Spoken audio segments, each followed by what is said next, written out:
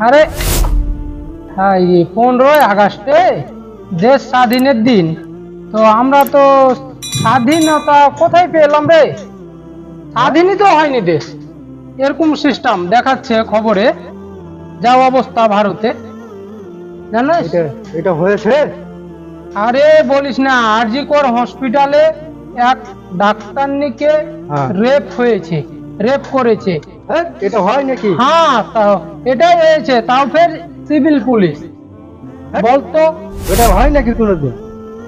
সত্যি বলছি রে, হসপিটালে রুগী দেখে, সেখানে সিভিল থাকে দায়িত্ব অনুযায়ী। হসপিটালে রেপ হলো ডাক্তার নাকি? হ্যাঁ। ডাক্তার তো মানুষের সেবা করে, ওকে ফের রেপ হতে পারে নাকি? আরে গাধা, দেখ দেখ খবরের কাগজটাতে কি বাড়াইছে দেখ। আমি মিথ্যা বলবো? দেখ রেপ হয়েছে, এই দেখ মেয়েটার ফটো দেখ, দেখাইছে। আচ্ছা, সিভিল পুলিশ শালা ওই তো মানুষের সেবা করে, আর ওই ডাক্তার ওটাই তো। এই মানুষের সেবা করে। কি করে দুই জায়গা করছে? ওটাই তো বলতে চাইছি, আমাদের দেশ স্বাধীন 15ই আগস্টে দেশ স্বাধীন করছে মানুষ।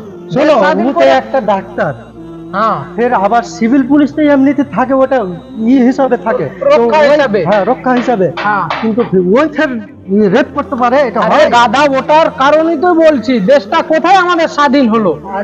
যেখানে মা বোনদের ইজ্জত দেয় না, রেপ করে নিচ্ছে। একটা ডাক্তার মানুষের সেবা করে, আর ওই ডাক্তার নিকে রেপ করে নিচ্ছে, তাহলে ওই কোথায় স্বাধীনতা হলো? আমরা কোথায় পেলাম স্বাধীনতা? বাংলাদেশের মতন তো আমাদেরকেও স্বাধীন করতে হবে দেশকে।